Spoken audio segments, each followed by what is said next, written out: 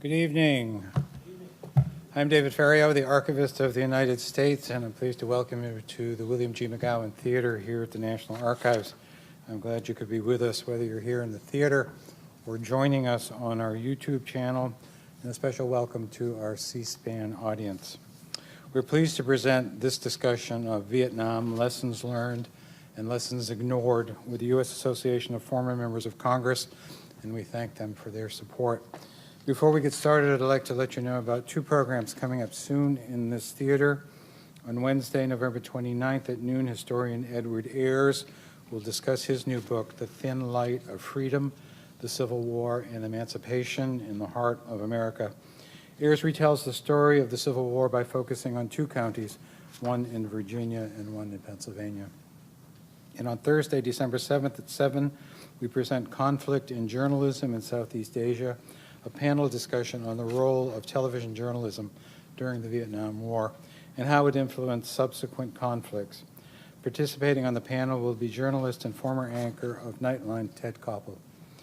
To learn more about these and all of our public programs and exhibits, consult our monthly calendar events online at archives.gov and check our website or sign up to get email updates.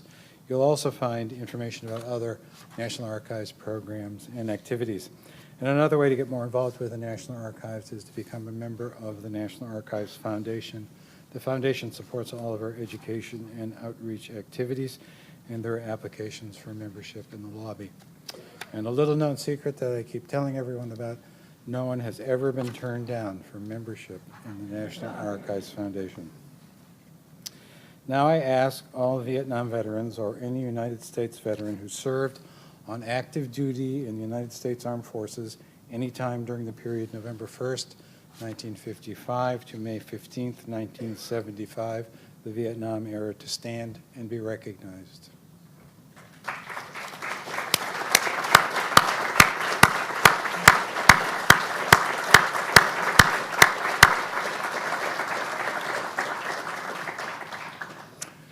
Veterans, as you exit the McGowan Theater after today's program, National Archives staff and volunteers will present each of you with a Vietnam veteran lapel pin. On the back of the pin is embossed, "A grateful nation thanks and honors you."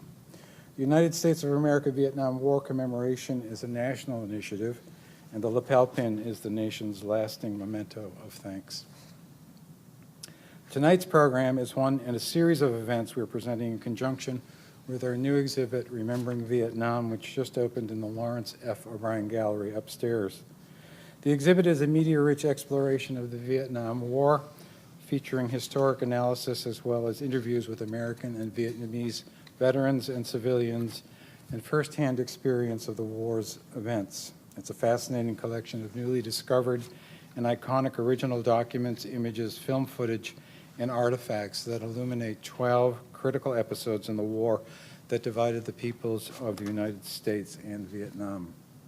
Remembering Vietnam draws on National Archives records from all parts of our agency, federal and civilian military records, presidential libraries, still photography and motion pictures, sound recordings, and electronic records. The title of the exhibit, Remembering Vietnam, was inspired by a line in the book by Viet Thanh Nguyen, "All wars are fought twice, the first on the battlefield, the second time in memory." Historical records, such as the documents and artifacts we display in the gallery, help us sort through the lessons of war, but those lessons are also formed by memory. I look forward to a stimulating discussion among our panelists. It's now my pleasure to welcome Peter Weiklein to the stage. Since 2003, he has served as the Chief Executive Order of the U.S. Officer of the U.S. Association of Former Members of Congress, which celebrates bipartisanship and a collaborative approach to legislating and reconnects citizens with their representative governments. He plans and directs all policies, objectives, and initiatives for the association, represents FMC in the community, and serves as its spokesperson to the public and media in Congress. Mr. Weiklein holds 2 Bachelor of Arts degrees from the Pennsylvania State University. He attended law school at the Free University in Berlin and completed his legal studies in Washington, D.C. at the Catholic University of America. Ladies and gentlemen, please welcome Peter Weiklein.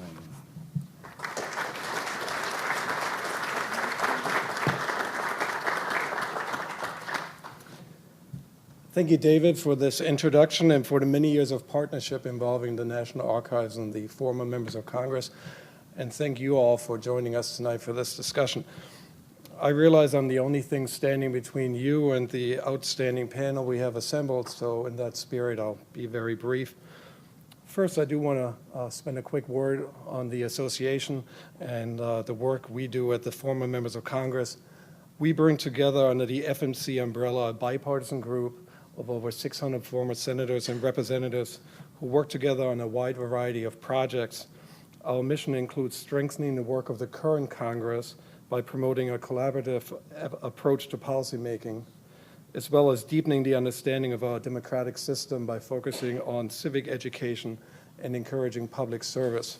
You can find much more information about FMC on our website, which is www.usafmc.org. Tonight's panel is an example of FMC's work to engage the public in a conversation about issues that affect our nation and our democracy. The Vietnam era profoundly impacted our nation's psyche, like hardly any other periods in America's history. The tremendous exhibit that opened a week ago here at the National Archives, as well as the 10-part Ken Burns documentary that PBS aired last month, make that fact abundantly clear. Through tonight's panel, we want to explore some of the impact the Vietnam era had on those who lived through it. We want to take a look at lessons we have learned, lessons we should have learned, and we also want to compare the challenges we faced as a nation in the 1960s and 1970s and compare that to the America 50 years later. To do so, we have recruited an exceptional panel, and I now invite them to join me on stage. Unfortunately, Secretary Chuck Hagel's schedule changed last minute, but Kirk Bauer, a longtime partner of FMC, rearranged his calendar so he could join us tonight, and we are very much appreciative of him doing so. So please welcome our panel, and please hold your applause, even though it's probably very tempting to start clapping, until all of them have joined me here on stage.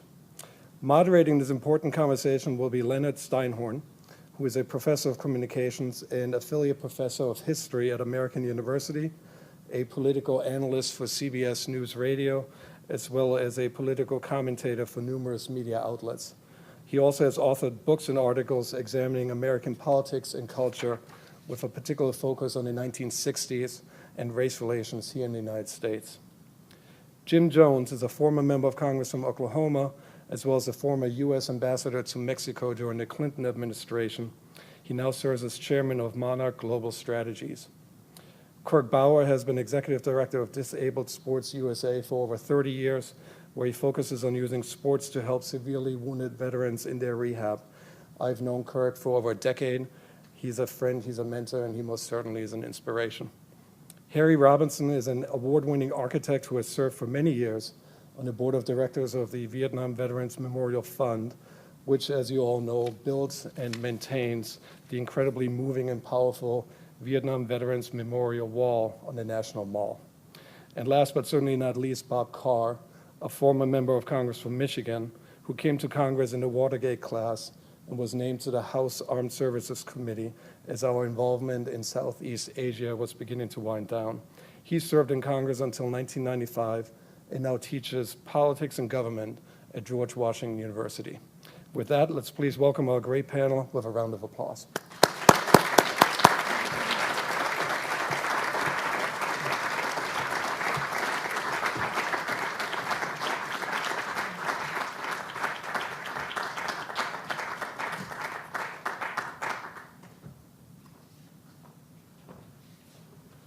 Well, thank you all for being here tonight. I appreciate the involvement, the community of ideas, the opportunity we all have to speak about something very important in many of our lives and also in our history.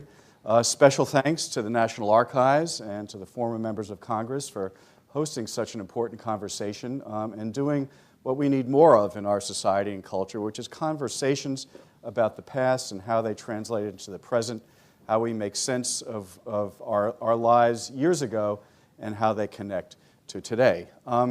As you know, our topic is the Vietnam War, and anybody who lived in the 1960s, this is just a topic that reverberates, and it's a flashpoint in every one of our lives.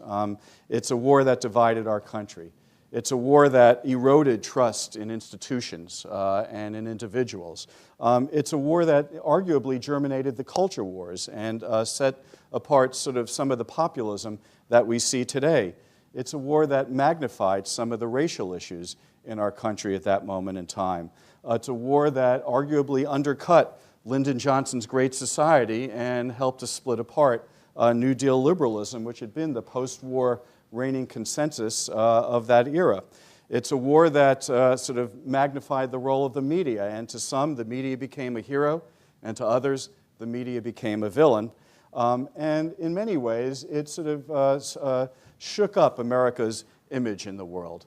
But perhaps more than important than the issues it raises for the people who lived through that era are the issues it raises for the next generation, who are trying to figure out how the Vietnam War really has shaped who we are today. So in many ways, I'm hoping that this conversation can help to answer some questions for the next generation. I teach a course on the 1960s in America. In fact, there's a former student from that course in the audience today. And he's sort of a testimony to the questions that this generation wants to ask about the war and how it's influenced us. They want to know how so many young men in particular, their parents and their grandparents were sent off to a war that our leaders could barely justify, and they want to know about that. They want to know how the wounds of war, the personal wounds, the cultural wounds, the political wounds, reverberate in our society today. So I'm hoping that we'll be able to answer some of those questions for all of you and for the audience out there. So I'm going to kick it off and sort of ask each of you to say in some ways how this war, changed you personally, and then to magnify it in terms of a sense of how you think it sort of reshaped and changed our country. Now, Ambassador Jim Jones had a very special place in the war. He served in basic training, but after that, he didn't go to Vietnam, but he went to another place that some might call a war zone, which is the Johnson White House. First, he worked as an Army counterintelligence officer, then on the staff with Lyndon Johnson, and ultimately in the position of appointment secretary, which we now know as Chief of Staff. So, Ambassador Jones. Well, I guess so many things came out of the Vietnam War from my perspective. One of the things, I was the son of a World War I veteran, and we had a great sense of volunteering. That was the thing to do in those days. And you had a sense of trust in your government. I think the thing that disturbed me more than anything else is how information from the front lines could get so distorted by the time it got to the President of the United States that it was not even recognizable. I still haven't figured out how that happened, but it did. The other thing, I think, for me personally, it made me much more questioning and much less willing to just take anybody's word for it. When I left the White House, went back to my home state of Oklahoma, and ran for Congress 4 years later, it turns out that in those days, as Bob will attest, you could be bipartisan. You could have friends on both sides of the aisle and work together for things. One of the things that I found out after getting elected and coming to Congress, that Democrats and Republicans alike heard from their constituencies when they were getting elected how the government had become estranged from them, and they didn't feel any kinship with the government. And so among the things we did was to pass the War Powers Act, which was designed to clip the wings of a president and make him come to Congress, the people's body, to get approval for introduction of military personnel in foreign lands. That worked for a while. It never worked as it was intended.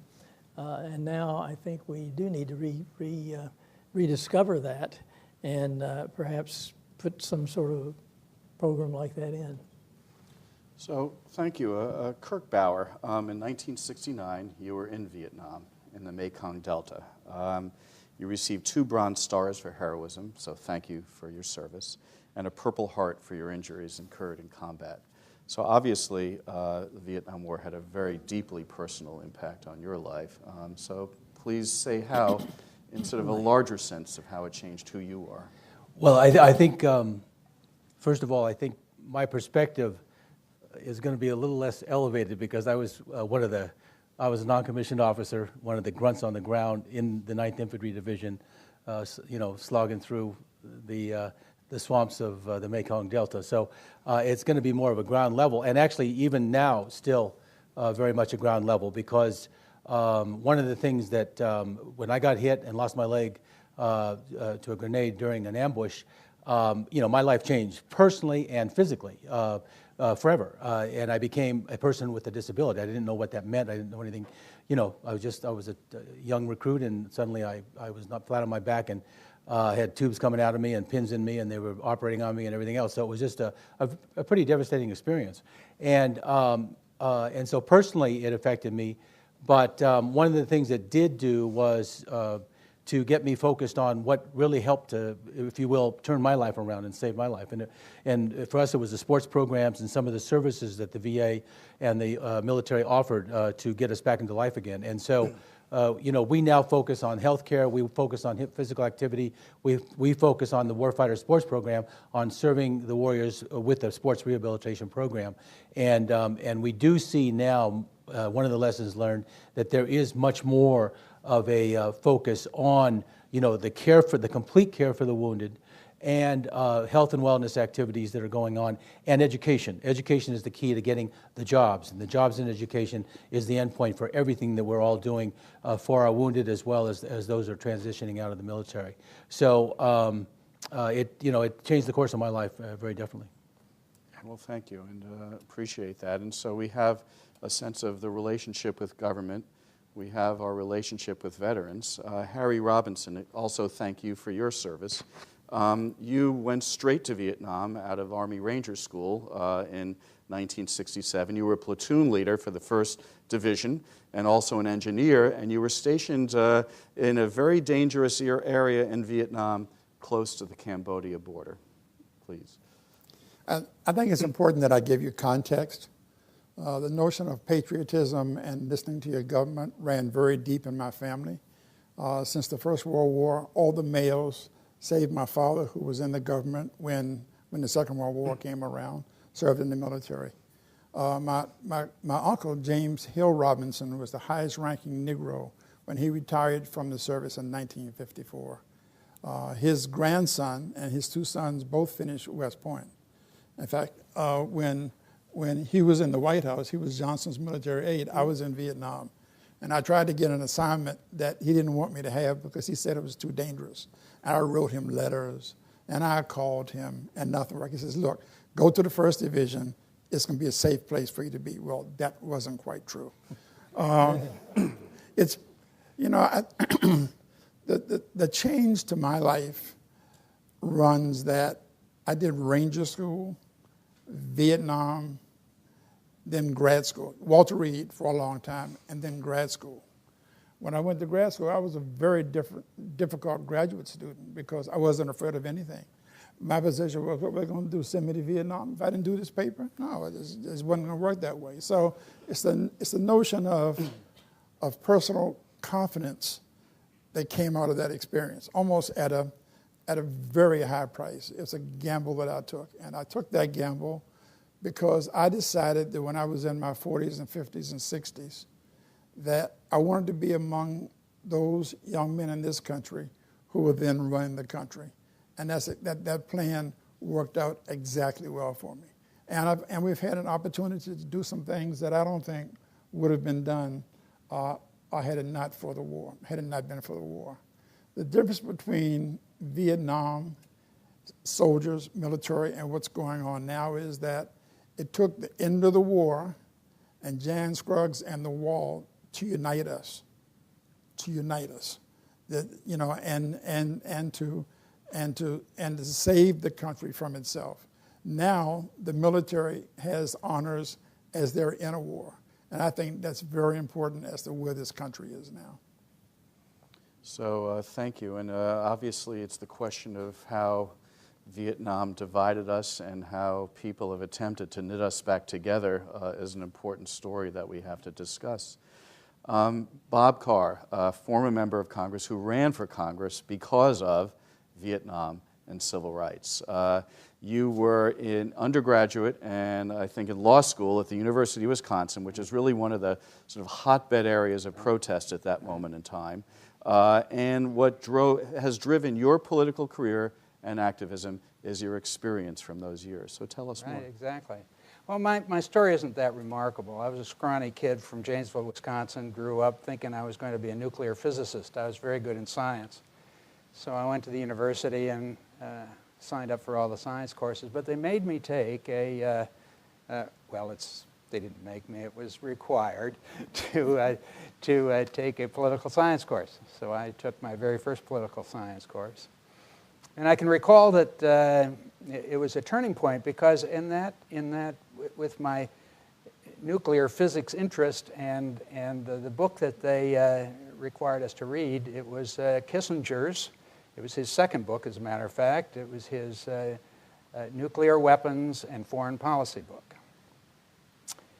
And I read that and I thought, oh my goodness, and this is, the war is just percolating along. It's not reached a fever pitch at this point, and like most Americans, I had a sense of patriotism. I said the Pledge of Allegiance. I saluted the flag and believed what my leaders were telling me, and we were fighting communism. So, but the Kissinger book sort of slowed me down and caused me to think about some things in ways that I hadn't thought about them before.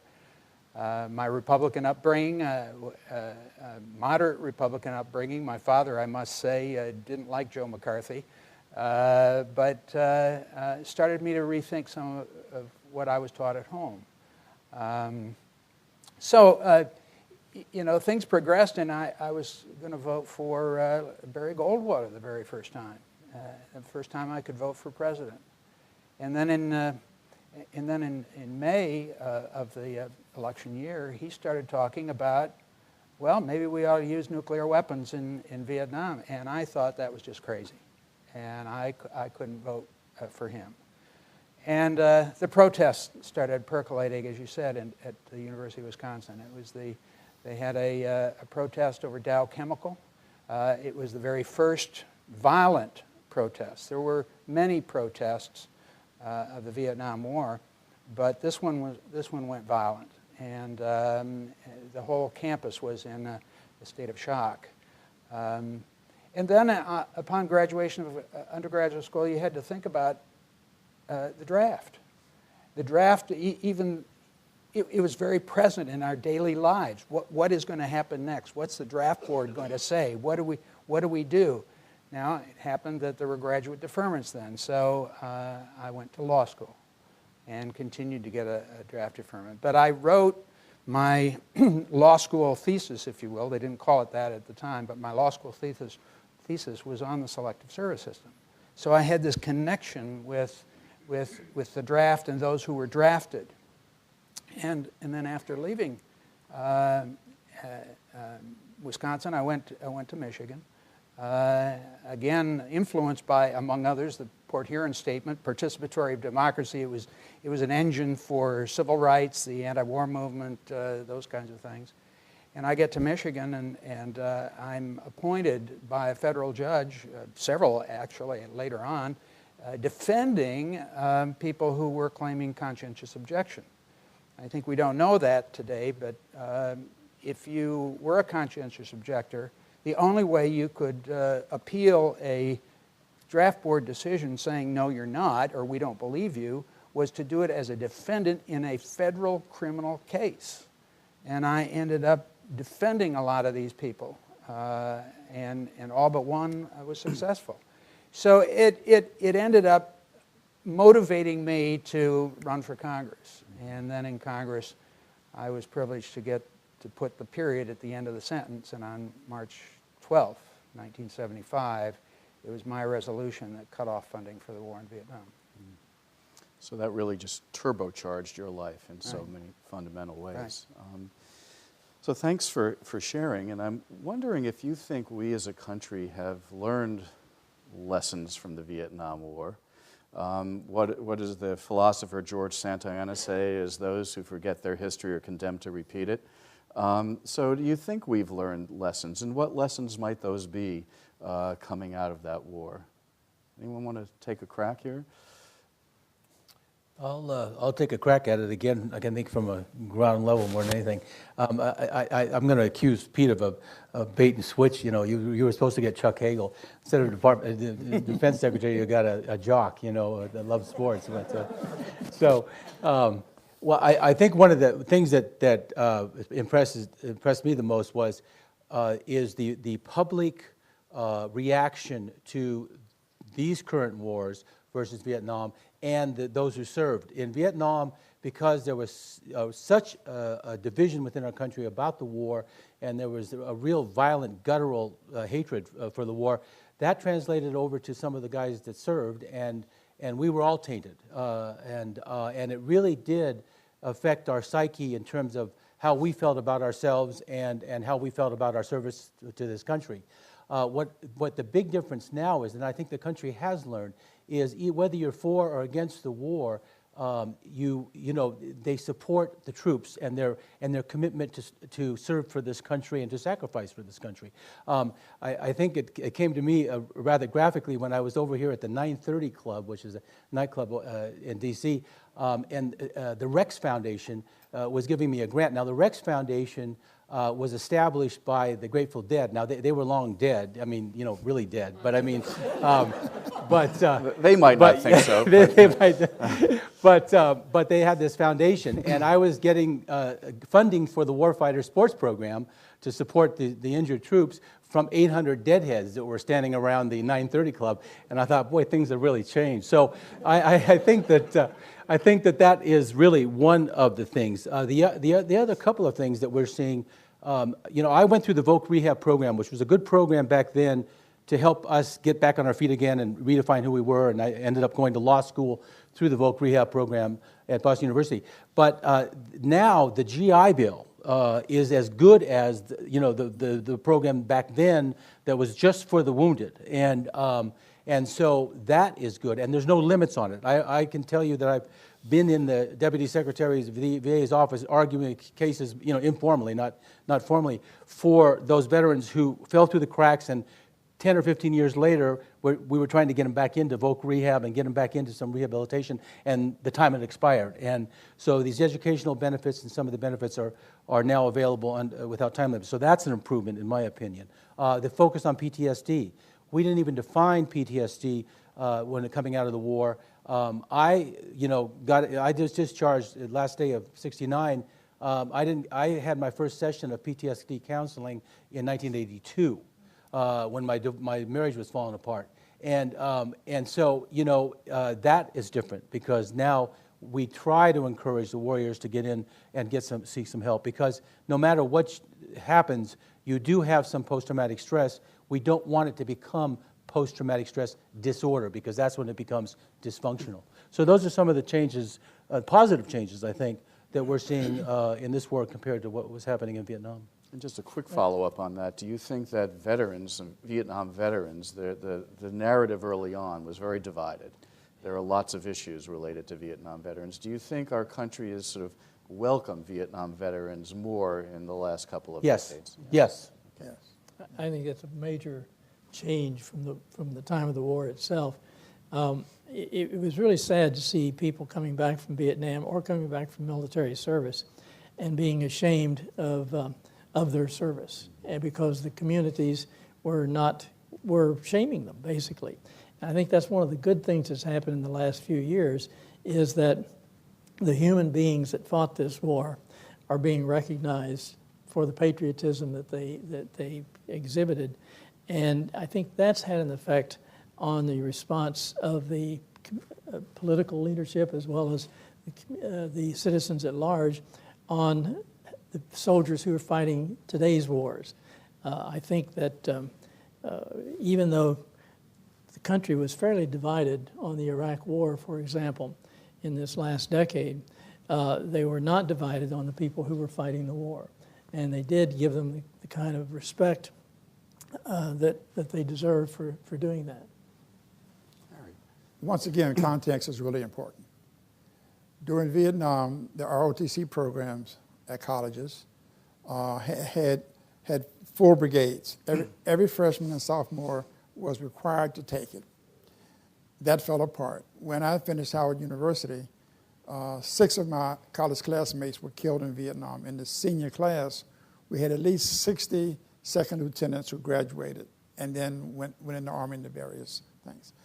Now, many of us don't know anybody who's in the military. Then everybody knew somebody who was in Vietnam. Most knew somebody who were either wounded or killed in Vietnam. That's not the case now. You see it on TV. If you go to Arlington, you can see it every day. But it's not the personal. If you think about Ken and Lynn's documentary on Vietnam, the one thing that was missing, everybody who went to Vietnam will agree with me on this, it was sanitized. There were no smells that went along with that documentary. So you're just watching essentially a war cartoon that somebody has put together and has put their spin on it. But it wasn't the gritty, grimy, very difficult day-on-day war that those who went to Vietnam experienced. So that context influenced what Ken Burns and Lynn Novick did. And the fact that the only kid that I knew who was in the military was one of my graduates who went into ROTC. He's now out at Fort Leonard Wood. But I used to know hundreds of my friends and relatives and associates who were in the military, many who have gone to Vietnam. So not having that intimate relationship with their experiences, the American populace can now digest this a lot easier than they could digest it in the 1960s. And let me ask Bob a sort of flipped question on this, okay? Because if we've come to terms more with the veterans who fought the war, do you think we've come to terms with the anti-war movement over time? You know, the anti-war movement itself was a major movement in this country, and in many ways, people still harbor resentments about the anti-war movement, thinking it's unpatriotic. Yeah, well, I was about to say that, like anything, we tend to think of things as monolithic. And the anti-war movement was not monolithic. There were deep divisions between those who disrespected veterans, people who served. They were blaming the veterans rather than the leaders. There were a lot of tension between groups about tactics, respect, those kinds of things. I think similarly, there's a lot of Vietnam vets, many of whom came back and joined the movement. And then they had their own tensions with their colleagues.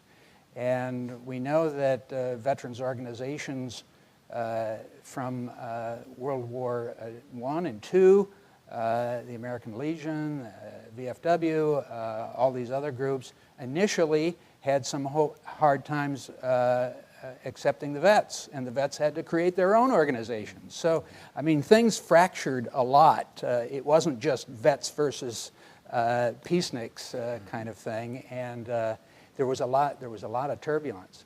But one of the things I'd like to say is that you know, I joined the Armed Services Committee. I didn't serve in the military, but I learned a lot about the military through my service on the Armed Services Committee. My respect for the military grew and grew and grew, still grows to this day. And I think that we can count on some of the best lessons learned being learned in the military, in military doctrine, in military manuals, all of their ability to incorporate the lessons learned and pass it on, whereas some of us can learn a lesson, but we can't pass it on. And one of the things that really, and I'd maybe like some comments from my colleagues here, I have a little theory that we learned the limits of military power during the Vietnam War. We learned that as a society, as a culture, that you can't kill an idea with a bullet. You've got to, there's other things. that the diplomats are on the front line. It's when diplomacy fails that you call in the military.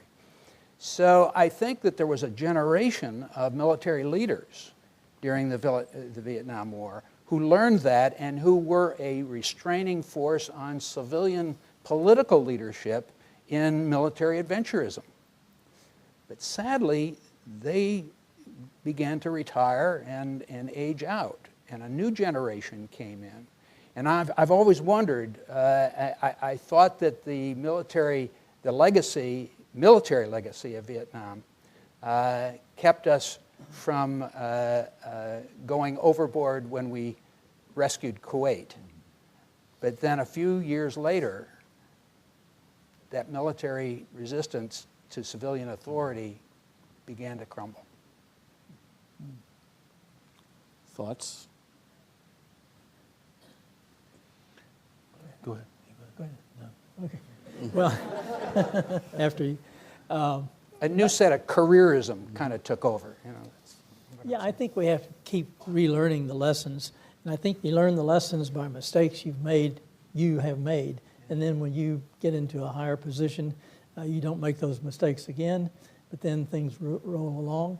I think we make the mistake, as you say, of thinking military can just go in and change minds and with our might can bring everybody to our way of thinking. And that just doesn't happen. We see that all over the world today.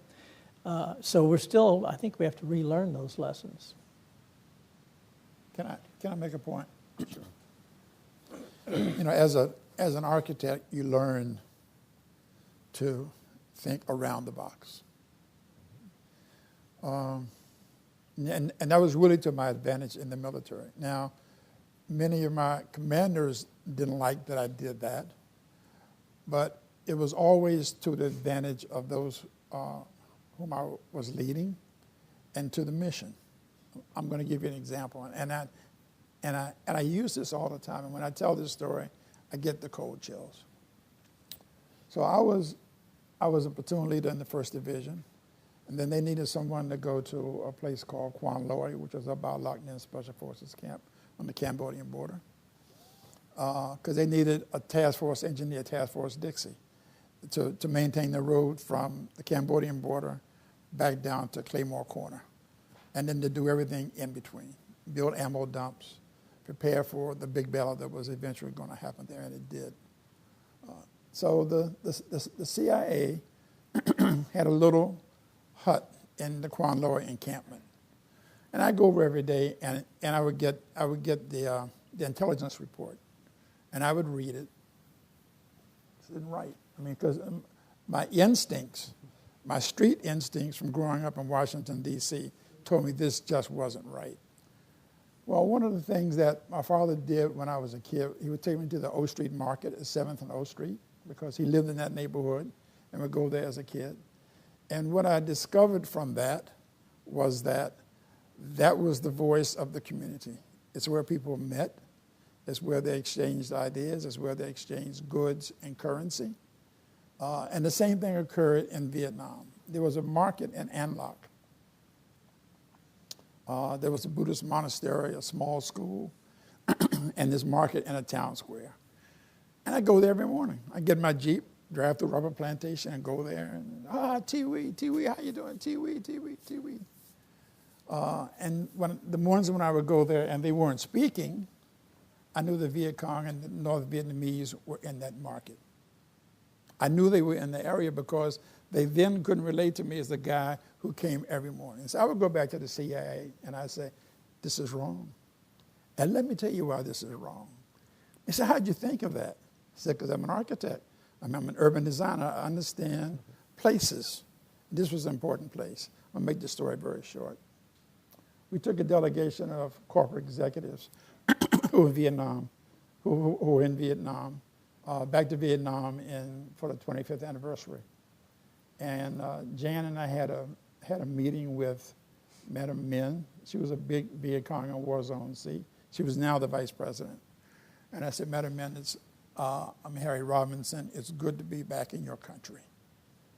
And she says, Lieutenant Robinson, we didn't know what to do with you. Said, we didn't know whether to kill you or capture you.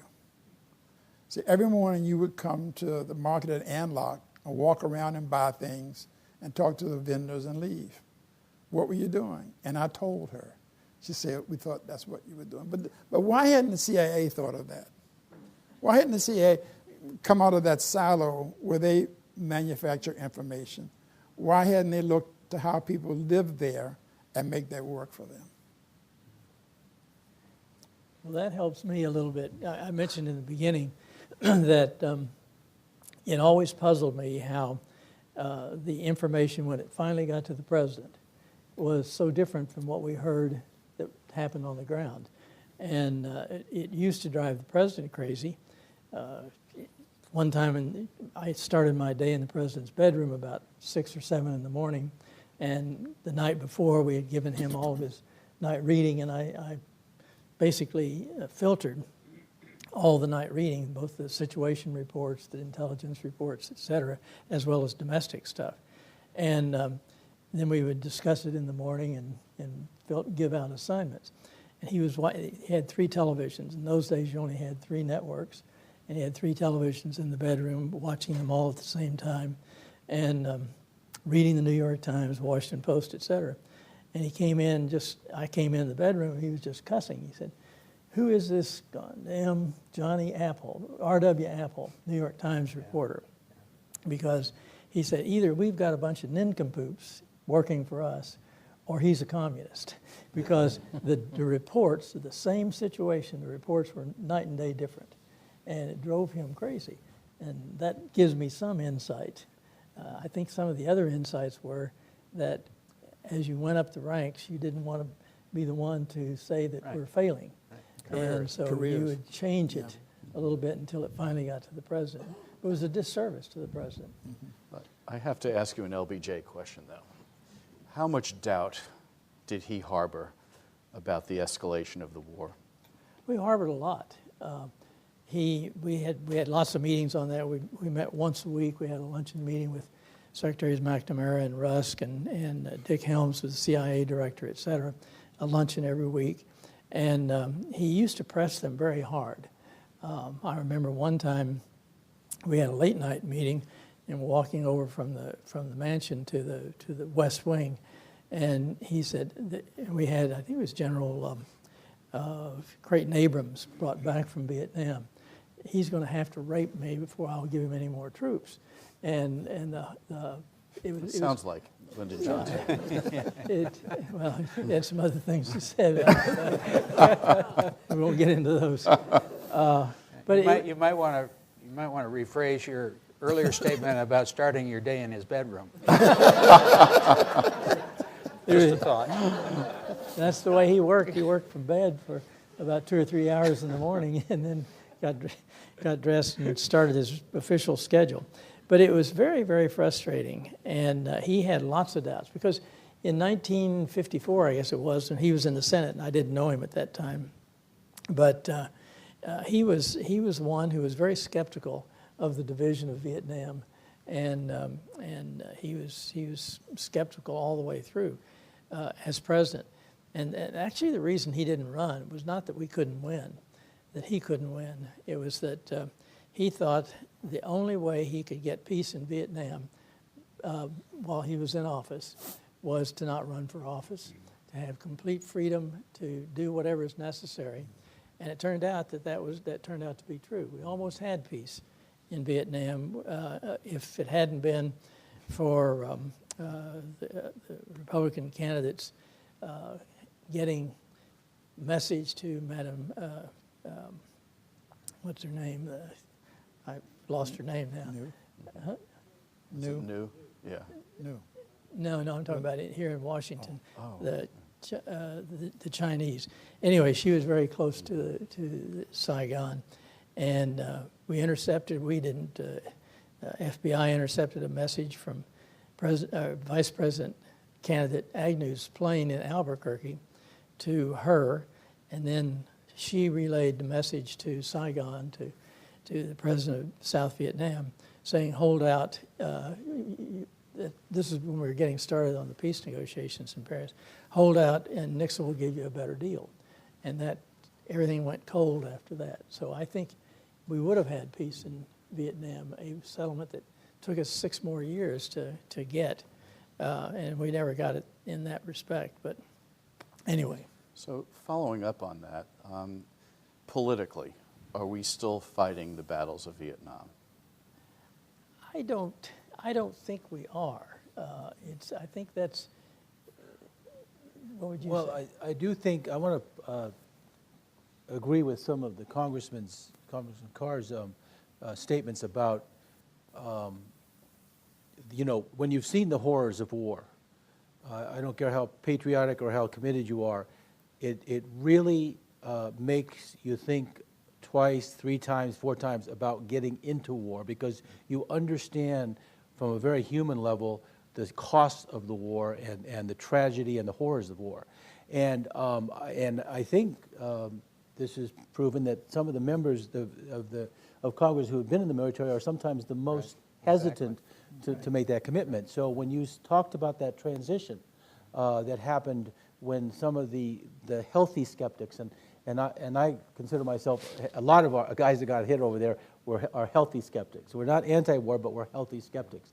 That started to fade when the second round of Iraq started rolling forward. And I think that had to do with leadership change and a different perspective, people that had not been in the middle of war. And also seen some of the pitfalls and some of the fallacies. I mean, there was an incredible pressure down at the ground level for us to report, inflated casualties, because it was all about body count. And it was done, okay? It was done. So it was false. The pressure was creating so much that there was estimates, and if you didn't want to go into an area that you just had shot up, because you figure somebody else was in there ready to kill you, you'd make an estimate. You know what I mean? Those are the kinds of things that really bring these false information. And also, one real life situation when our captain, who we felt to be kind of incompetent, in the middle of the night got us in the middle of, he got lost. And he had to put his spotter light up so the spotter plane could find us. And of course, that immediately alerted the Viet Cong, and the next thing we knew, somebody with a 50 caliber machine gun was blowing us apart. Well, they didn't demote this guy, they promoted him to get him out of the field and put him up into intelligence. And that actually happened. And it was like, you just shake your head and say, you got to be kidding, And so, yeah, it does create a very healthy skepticism. Not an anti-war skepticism, but just a healthy skepticism.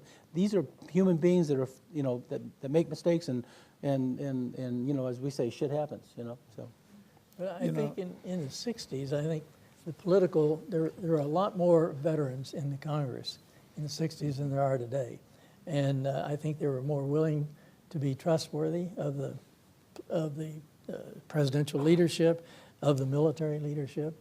And today there really aren't that many who've served in any kind of combat or in military service in the Congress. Yeah. If President Johnson had gone to 1 each from private up to 4-star of all thinkers now, not just deadheads, thinkers, and asked them, can we win this war? Every one of them would have said no. Every one of them would have said, from the guy who in the morning gets up and drives a bulldozer building airfields, to his commander, to the division commander, who are thinkers, they would have said no.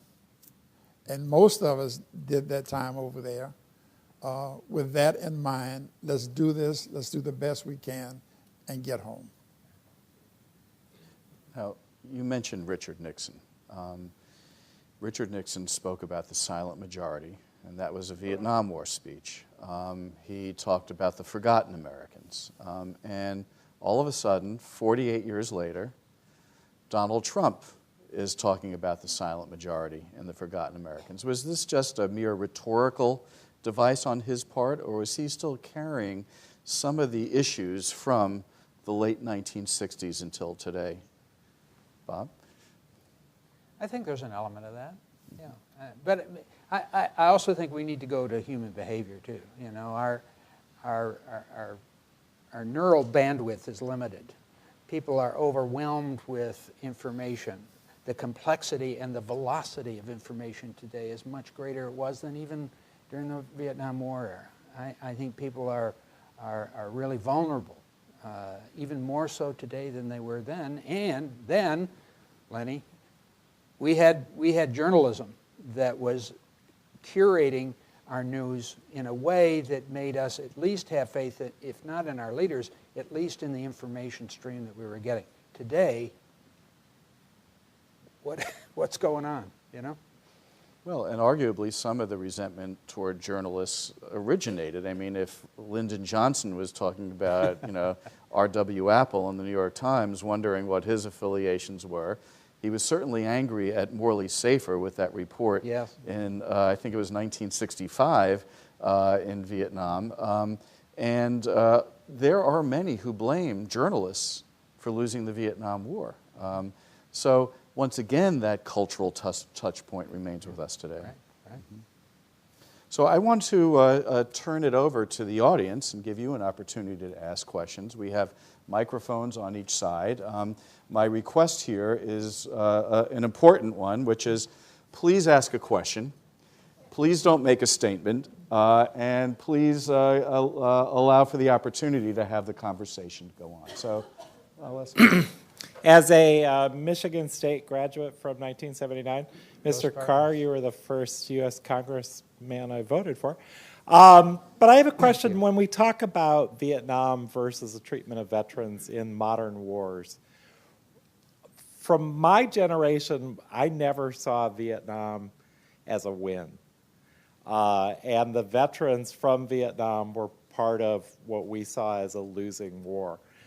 Afghanistan, Iraq, hard to call those wins, but in the beginning they all had clear victories that sounded like wins. Do you think veterans today would be treated differently if Afghanistan and Iraq had gone worse? I'll offer an opinion. No, I don't. I don't think they'd be treated differently. The wars aren't going too great, actually. Taliban holds about 40% of the country right now in Afghanistan. But no, I think that's one of the lessons that our society learned, and we have seen them be very supportive as we served the severely wounded. We served our 12,000 severely wounded just a little while ago. These are guys that have lost limbs, had severe traumatic brain injury, blind, very severely injured, and we have tremendous support from the public, for them and for their recovery, and we see a lot of respect. Again, I think that they have separated out the soldier from the politics and whether they're for or against the war, and so I think that support. That's one of the changes that I find most gratifying. The difference between Vietnam and now is that the general public really supports our soldiers and supports their service and their sacrifice. And I think that's appropriate and right, and it's good because it's going to help them to recover, to know that they're appreciated. And we see that. We see them, proud of what they did and trying to move forward despite their challenges. And I think that's because of the public support. So I think your question was, would the public's reaction be differently if the wars went sour? And I don't think so. I think the support would be there. I might offer just an idea that, we used to think in sports terms, winning and losing kind of thing. I think that there's another role for the military today that is gaining a greater appreciation. We use the military to buy time. It's not about winning and losing. We have people on the front line to help us buy time hopefully for diplomacy to work, but maybe some other factors to work. Maybe a change in election, maybe a change in regime, maybe a change in something. There's actually a diplomatic use of military force that I think wasn't really that appreciated in the Vietnam era. At least that was all war fighting, war winning, and the shame of not doing so. But I think that people who serve today can do so with another purpose. There's also one other difference, which is there was a draft then. Yeah. And there isn't a draft now. Right. Yes. Do you think that had an impact? Yes. Okay. Absolutely. So elaborate, just how do you think? Well, I can't tell you how many times I've heard this statement from the wounded guys and gals. You know, when I signed up, I realized that this might happen, and I accepted that possibility and that responsibility. And when you're drafted and forced to go in, there's a resentment because you didn't make that choice. And so there is a difference. I signed, I knew what I was doing, I accepted that danger and that risk, and now I'm going to have to live with it. Yes, gentlemen. Yes, there. thank you. I also served with the 1st Infantry Division in 69-70, and I'd like the panelists to address the moral dilemmas that we faced going into the war, and the costs in our consciences following our experiences in Vietnam. I was against the war.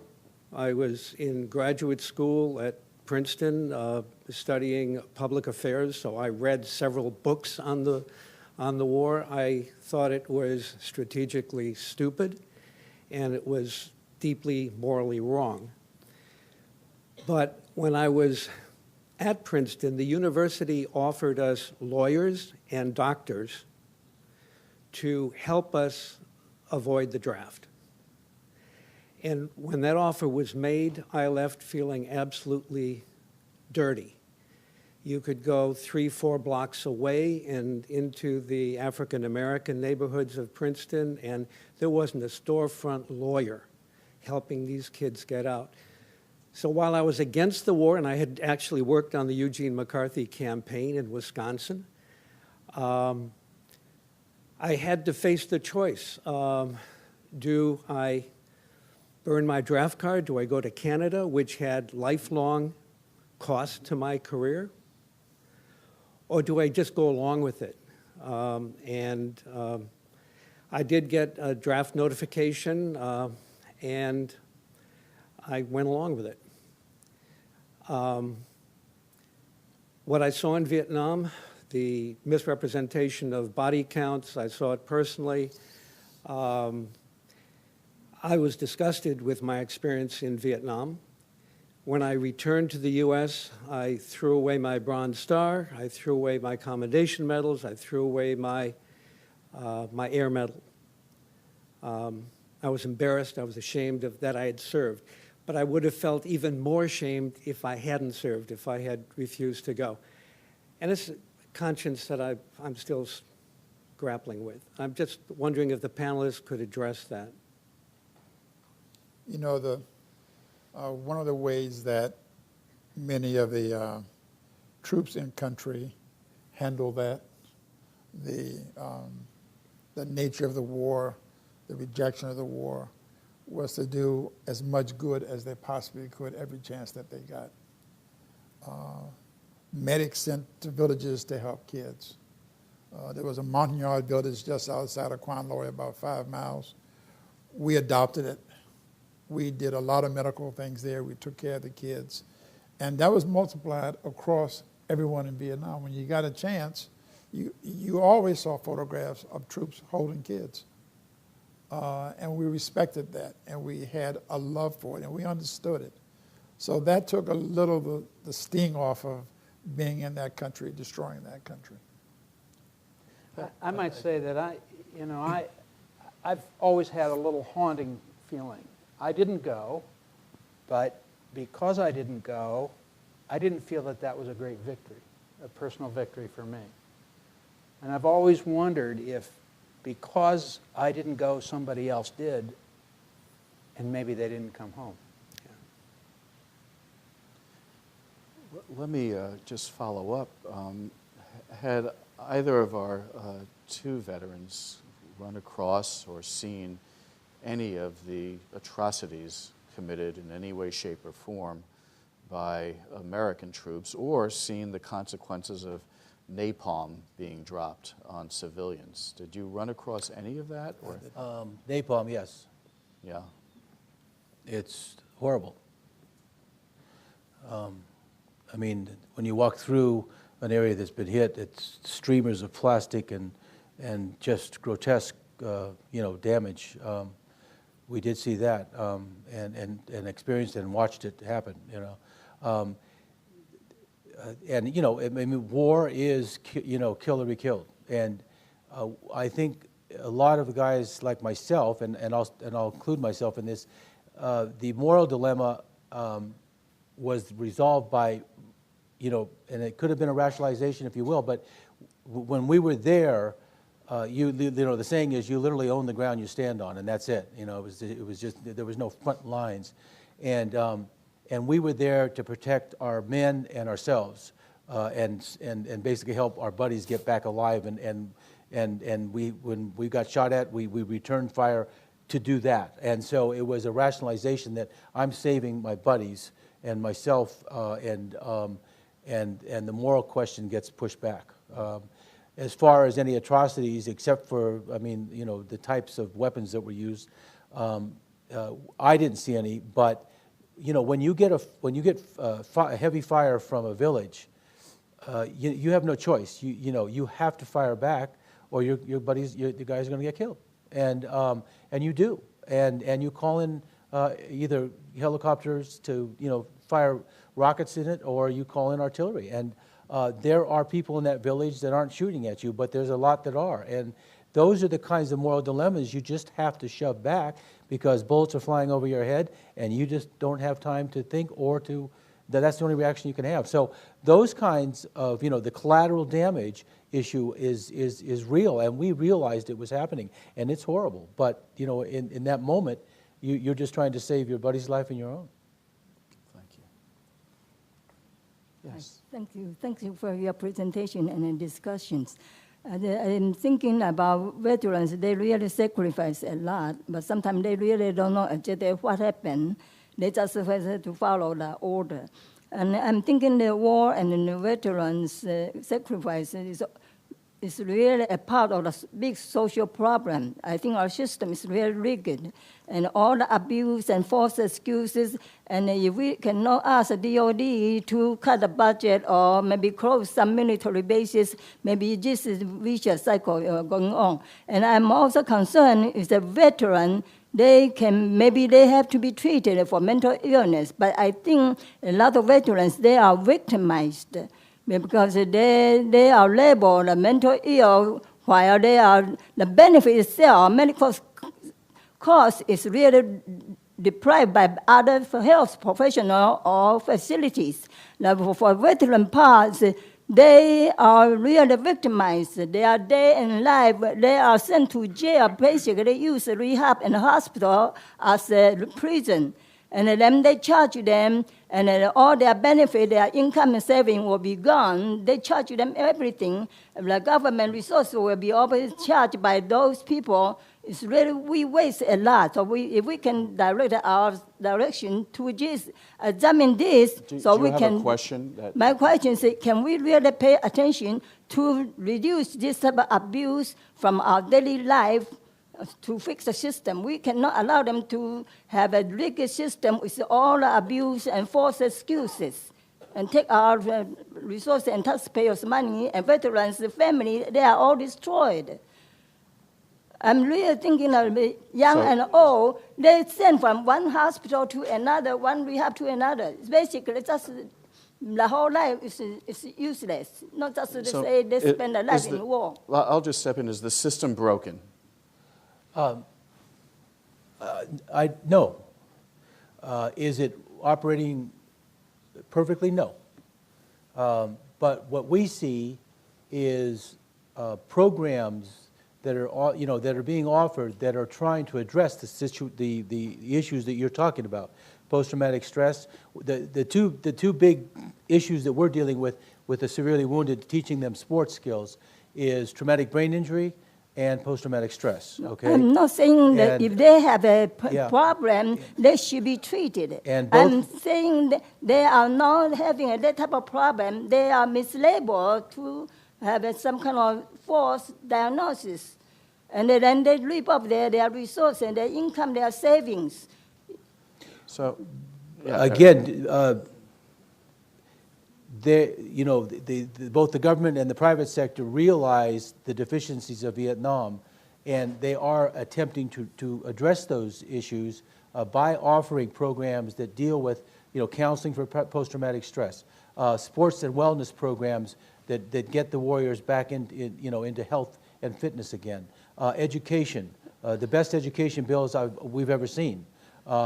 Those are all, and then the real focus by a lot of companies throughout the country on hiring veterans, and those are going on now, and that they're much more aggressive now and much more efficient now than they were during the Vietnam War. So those elements are there to try to help the warriors transition back into civilian life or back into a healthy, active lifestyle. Now, is it perfect? No, but it's certainly a lot better than it was during Vietnam. If they are doing right, they will be Thanks fine. for your What I'm comments. I trying want to say get is to direct somebody our else attention, yeah. on that side. Thank you. I'm one of those journalists, and I wrote a book called Long Time Passing, Vietnam and the Haunted Generation, interviewing many of the generation. My question is involved in a real deep question about the morality of the way that war was fought. We all know that the student deferments were amazing, and the numbers of people who did go, both from I want to ask if you're all familiar with Project 100,000, which was McNamara's program, Build as a Great Society program, in which they brought in 350,000 men who had flunked originally the physical and mental tests. And they brought them in, they were known as McNamara's Moron Corps. They were sent to Vietnam in disproportionate numbers. Even at the time when everybody said the war was unwinnable, one had an IQ of 62. This is a hidden part of the war that, when you say draft, it's disingenuous as can be, because there were so many deferment. Trump, Cheney, you name it, Bush, all of those have been deferred, along with many, many others. So my question is, can you really look at what's happening today? Because I read a very interesting article that said they're not volunteers, they're recruited. And I can understand some people wanting to go into the Army, but a lot of people are free from that.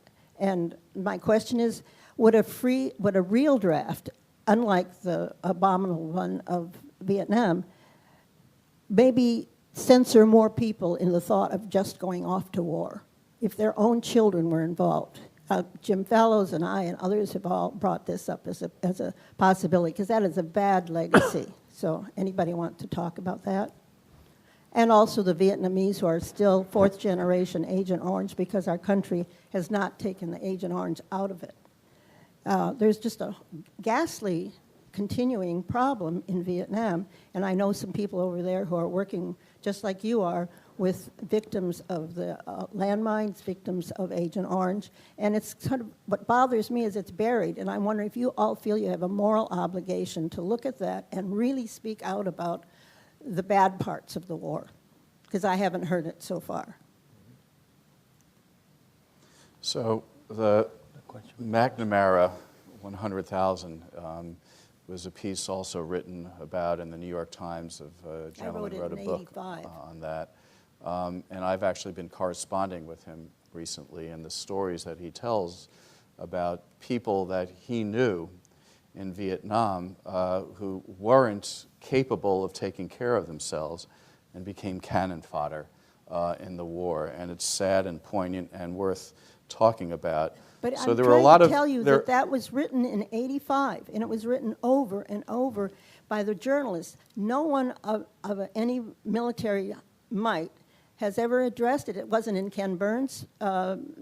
It's just like it's a lost cause. I'm glad somebody wrote about it in the New York Times, but it needs to be addressed if anybody's going to look at what kind of wars we're going to go into and who's going to be doing the fighting. So I think your question in the larger sense is there are a lot of stories in Vietnam that are very troubling.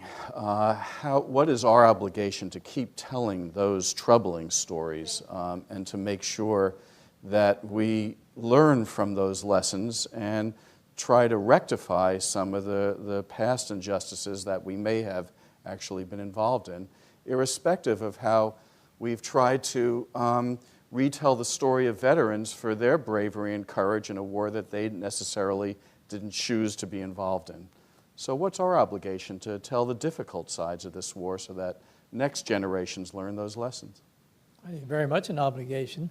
And to go back to your point about the draft, I think if we had a genuine draft where there were no, except for rare exceptions, deferments, I think we would be in a lot less wars, quite frankly.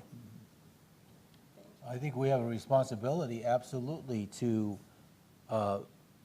tell the truth about the horrors of war. And again, not from an anti-war point of view, just because the truth needs to be told. When I see these wounded warfighters in the hospitals, they are, in bad shape. They're in terrible shape. They've got, they call it polytrauma. They've got traumatic brain injury. The impact of a 30-pound bomb is absolutely devastating. You may see one or two limbs missing, but you don't see are the arterial damage and the orthopedic damage throughout their body, and the traumatic brain injury that occurs, and they're going to be dealing with that the rest of their lives. And the public needs to know that. It gives us, again, a healthy skepticism about war, so that we don't just jump into it, at the first notice. That doesn't mean that there's going to be situations where we, feel as a nation we have to go to war, but it does really give you pause when you see some of the casualties firsthand, and realize what the impact, the real life impact on these people and their families does. But when we talked about napalm, you said it was horrible, but you did what you could to survive. Does our country have an obligation to sort of do some sort of moral reckoning with the fact that we did drop napalm and Agent Orange, chemical weapons, on another country, irrespective of how our own soldiers had to feel that they needed to survive? Is that a conversation that we've had as a country? Well, the problem is that our country has a very short attention span. Very short attention span. I mean, after Sandy Hook, I thought, this is going to be it. We're going to fix this problem. I'm a big gun guy, by the way. But we're going to fix this problem. We've forgotten about Las Vegas. We've forgotten about Texas. We have a very short attention span for the horror of things. And, yes, something will happen, but not a response that will solve the problem. We just have a short attention span. Yes, please. Thank you. Thank you. Good evening. Hopefully I can be heard. The principles of war haven't changed since they were formulated a couple of hundred years ago. And my basic question is this. Principle of war number one is to win, you must invade the territory of the enemy and conquer that territory. I had 3 tours of duty in Vietnam. My first tour was about 1966-67, and a huge force was assembled on the 17th parallel and waiting for the gong to ring to invade North Vietnam. After about a month, the gong rang, go back home. And then all of a sudden the war became, if it was a war, body count. You don't win wars by body count. The best example of principle of war number one is exemplified by World War II. We won, and with our allies, what happened? You had to invade Germany, Nazi Germany, and conquer that country. This was, my basic question is this, was a decision made on high that we don't want to win this war. We violate the principle, the basic principle of war, to invade the territory of the enemy, and then go into some kind of a holding action and start telling the press and the country body counts is the way we're going to do it. And I just leave this open to you because this is such a basic principle, and the title of tonight is Lessons Learned, Lessons Ignored. I think what was ignored was this very, very basic principle. And there are many who do hold the political leaders responsible for failing to prosecute this war in a way that left our soldiers, holding more of that responsibility And so there is that argument that it was the political leaders that failed to prosecute this war properly, that we could have won this war, and that they just didn't do it right. Well, I'd say several things on that. Number one, the so-called domino theory had a lot of credence, even though it's been not well received since then. But there clearly was all kinds of intelligence that particularly the Chinese and the Russians were wanting to move the spread of communism through Southeast Asia. And so one of the main effort was to prevent that from happening. And the first line of defense was South Vietnam. We didn't want to lose the war, but they were always hanging over the head was, do you want to make this a much wider war and bring the Chinese and the Russians into the war, which is not a situation we had in World War II. We basically had two enemies, and we knew who they were, and they were fighting. In this particular case, you had enemies, but they weren't fighting yet because they hadn't been drawn into the war. And our feeling was, you widen the war, and there's no end to it. And so the question, it was similar to what we did in Korea.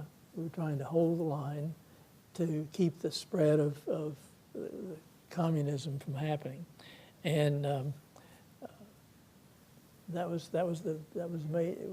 you were not trying to hold anybody back. You're just trying to not widen that war to a major confrontation. So it was a war of containment, not necessarily a war of victory? Well, containment is victory. Okay. Containment was victory throughout the Cold War, you know. That was really the theme of the Pentagon Papers. This was all about containing China. All right, yes, please. So, for context, I was actually at the Army recruiting station today, so I'm looking at joining up. And so that's kind of where my question comes from as well, is there was some mention of it's gone from, you used to know everybody was in the military, and now, it's harder and harder to come across someone. What do you think are going to be the greater, political and societal reaches of that trend? And also, I was writing an article the other day. Military families are bearing a lot more of the brunt of, it's more of their children are signing up rather than people across the country, and there's fewer and fewer people that are viewed as qualified. So given all those trends, what do you think are the political and social and implications for that?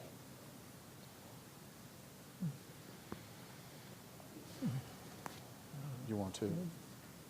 Well, I do think that it's going to.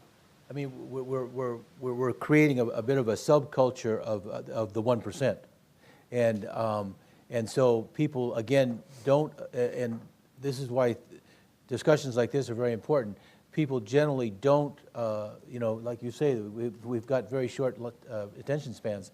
We don't understand and appreciate, the horrors of war, and we don't understand the costs of war from a human point of view, and because we haven't been exposed to it. We don't have friends or relatives that served and can tell the story.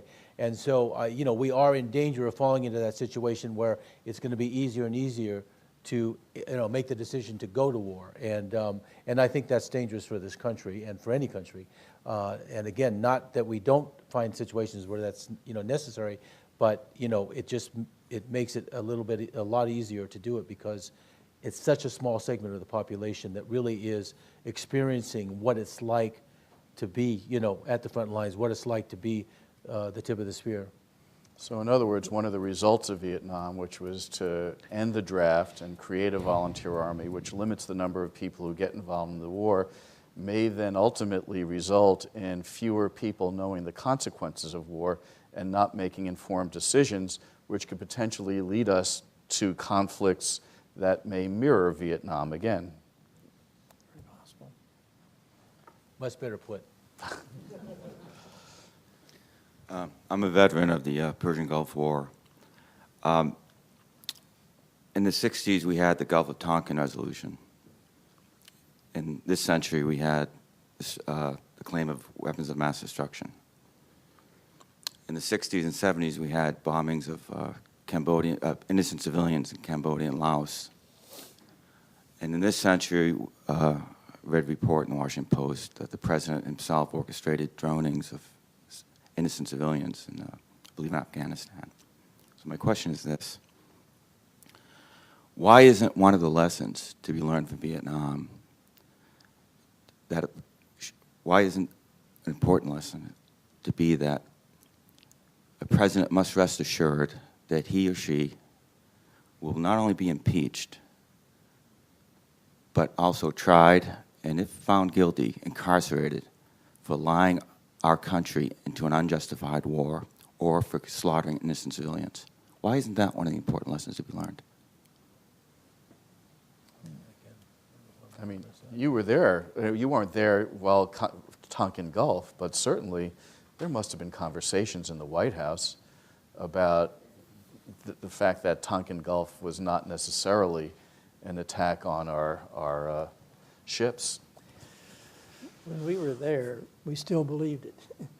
And I think at least during that 4-year span when I was there, the feeling was that you were trying to make the right decisions, and you were not considering this tangential damage, collateral damage, because it was all in a war, and you were trying to both protect our troops and get the objective that was the military objective we were trying to reach. So I don't think anybody ever thought about war crimes trials and things like that. That has only come up actually just fairly recent years, where someone would suggest our president be tried for war crimes. Yes. I want to just point out, too, that, I mean, our system is designed to prevent things from happening easily. And so the so-called check and balance separation of powers thing in the internet nuclear velocity age are really inadequate.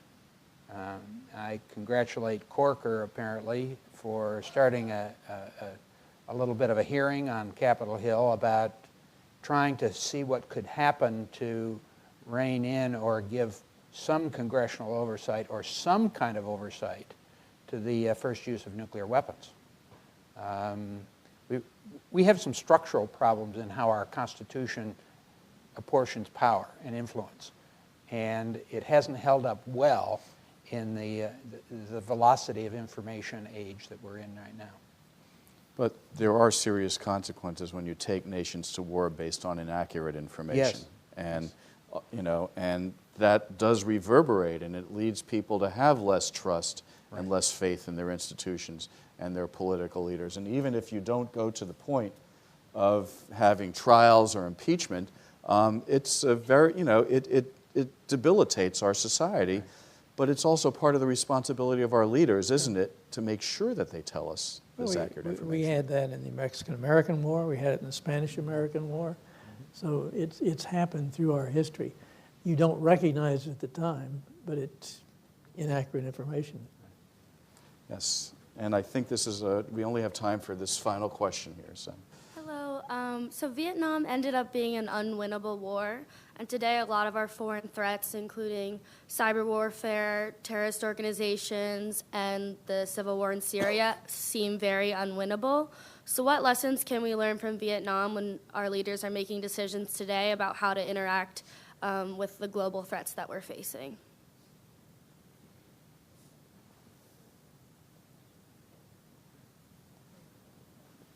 Well, a lot of it has to do with, you know, and this is where I have some faith in the military, frankly.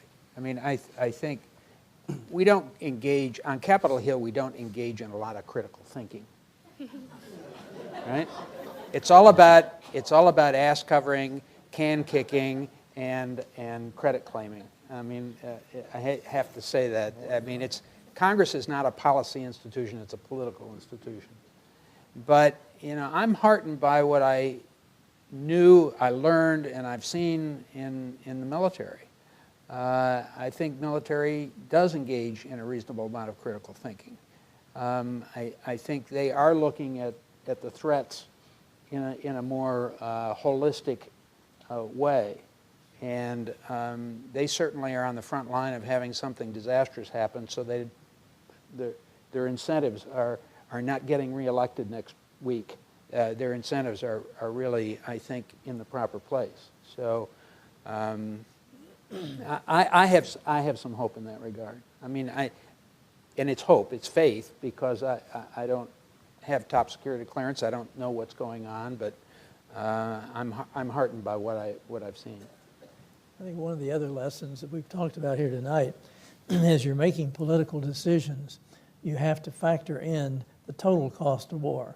And that is not just sending young men and women to war for their 2 or 3 or 4 or 5 year period, but what happens to them when they come home and the cost of taking care of them when they come home. We don't factor that in. It's a huge cost. That's one of the lessons I hope we could learn. And I think another lesson is, we need to not overreact in a state of hysteria, if you will, on every, act that happens. That's where you get this herd effect of stampeding, out the door to try to solve something, when you need to look at the proportionality of what actually happened and not overreact to it.